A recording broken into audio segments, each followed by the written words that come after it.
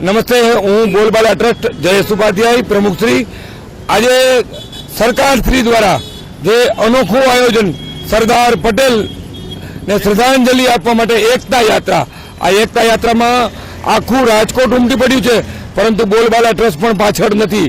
અમારા વડીલો, બહેનો, બાળકો સૌ કોઈ આજે સરદાર પટેલને અનોખી શ્રદ્ધાંજલિ આપવા રાજકોટને એક બનાવવા માટે થઈ અમે સૌ લોકો આજે હર્ષ ખુશીથી પદયાત્રામાં જોડાયા છીએ. અમારી ઈચ્છા એવી છે કે સરદાર પટેલના કોઈ ગુણ અમારામાં આવે અને સરદાર પટેલ જેવી એકતા સૌ કોઈમાં સ્થાપિત થાય. હું અભિનંદન આપું છું જિલ્લા વહીવટી તંત્રને કે આ પ્રકારની યાત્રાઓ રાજકોટના રાજમાર્ગો પર ફરી અનેકો સંદેશો આપ્યો છે, ત્યારે સરદાર પટેલને આથી સાચી શ્રદ્ધાંજલિ હોઈ શકે.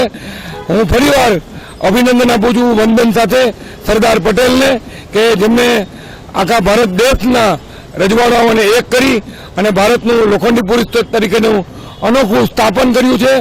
આજે સૌ કોઈને આ યાત્રામાં જોડાવા, સરદાર પટેલનો કોઈ એક ગુણ સ્વીકાર કરવા બોલબાલા ટ્રસ્ટ વતીથી અપીલ કરું છું.